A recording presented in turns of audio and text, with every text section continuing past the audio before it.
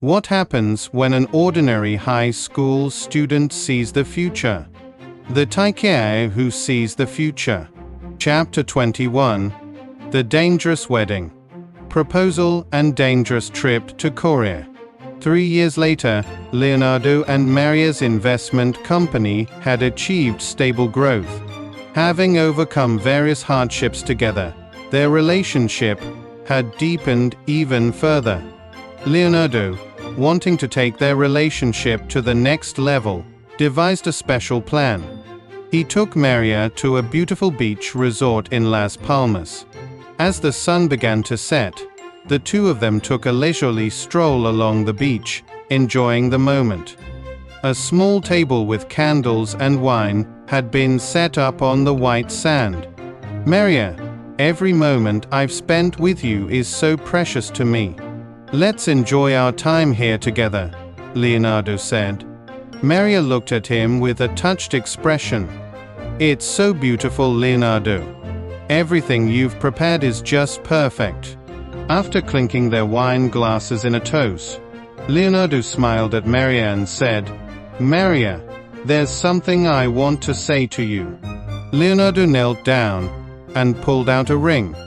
"Maria, every moment I've spent with you has been precious.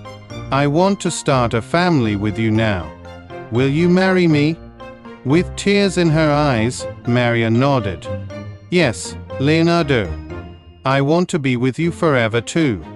Leonardo placed the ring on Maria's finger, and the two embraced joyfully. Under the moonlight, reflecting on the beach, they confessed their true feelings to each other and promised a future together. The dangerous trip to Korra. Having promised to marry, the two decided to secretly head to Korra to meet Maria's parents. Frank carefully planned the trip to ensure their safety. "The journey to Korra could be dangerous, but I've prepared everything, so don't worry and just follow my lead," Frank said. Leonardo and Maria, under Frank's guidance, secretly departed for Korra. They boarded a state-of-the-art yacht, upgraded even further from the one built in Iceland. Unlike the previous yacht, this one had the feel of a luxury hotel.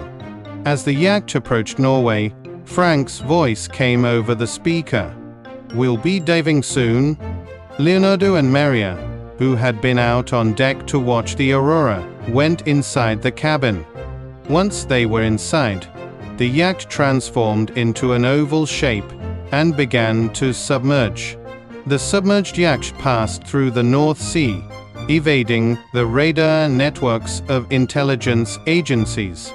Before they knew it, the yacht had passed Hokkaido and began to resurface. The yacht then navigated through the East Sea and headed towards the South Sea. The yacht docked in front of the resort, where they had parted ways with the mercenaries when they left Korra. This resort was already in their possession. As Leonardo and Maria disembarked, the yacht submerged once more, disappearing into the ocean. They climbed up the beach to see the resort, and parked beside it were luxury sedans and sports cars, all of which belonged to them. Leonardo and Maria got into a luxury sedan and headed to Jinyang Lake. Although Maria had already sent her parents a large sum of money, her parents, believing their daughter would eventually come back to find them, hadn't moved and still lived there. When they arrived at her parents' house, Maria, with a trembling heart, knocked on the door. "Mom, Dad, we're here," Maria said, her eyes welling up with tears. "Minji, is it really you? Thank God you're safe," her parents cried, hugging their daughter tightly. Leonardo respectfully greeted Maria's parents. "Hello, I'm Jinwoo." Maria's parents looked at Leonardo with astonishment. "Are you really Jinwoo? We've never seen your face before. But you've been through so much because of us," her mother said. "No, it's Minji, who suffered because of me," Leonardo replied. "Then why are you still living like this?" "I sent you money," Minji said. How could I spend that money? Minji's mother replied. As they looked at each other happily, Leonardo quietly said, I'm sorry, but the NIS is probably still monitoring this place, so we need to move. As the family stepped outside, a large bus was waiting for them. The family boarded the bus, which then began to drive autonomously. As they sat down in the bus, Maria said, I have an announcement to make. I'm going to marry Jinwoo. Maria's parents looked at the two of them with surprise. Are you really getting married? Congratulations. The bus arrived at a garden-style restaurant that had been fully reserved in advance. The family enjoyed dinner together, sharing stories and spending warm moments together. Wedding preparations. After meeting Minji's parents in Korea and promising to marry Jinwoo, and Minji began preparing for their wedding in earnest. Frank meticulously planned the wedding and assisted with all the preparations. Minji's parents, overjoyed, also joined in the preparations, blessing their daughter's marriage. The wedding was set to take place on the yacht. Frank upgraded the yacht even further, transforming it into a luxurious and elegant space befitting the occasion. The deck was adorned with white fabric and flowers, with the surrounding blue sea and sky providing a beautiful backdrop. I never imagined I'd be getting married on this yacht. It feels like a dream, Minji said. Yes, I'm so happy we can start our new life here, Jinwoo replied. The wedding day. On the day of the wedding, the yacht hosted only family and close friends, creating a cozy and warm atmosphere. Minji's parents and a few close friends attended, adding to the special occasion.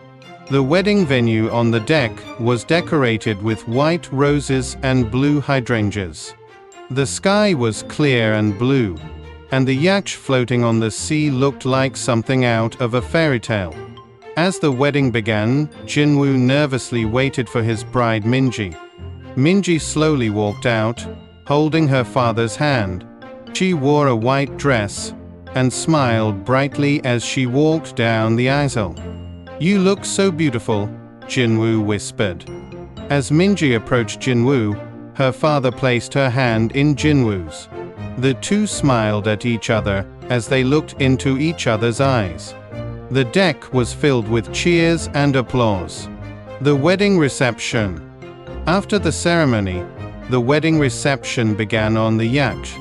The reception area was filled with delicious food and elegant decorations. Minji's parents greeted the guests with joy. We're so happy that we could have such a beautiful wedding, Minji's mother said. Jinwoo and Minji spent time celebrating with the guests, dancing, laughing, and enjoying the happiness of the moment. Family and close friends also celebrated the couple, enjoying the festive atmosphere.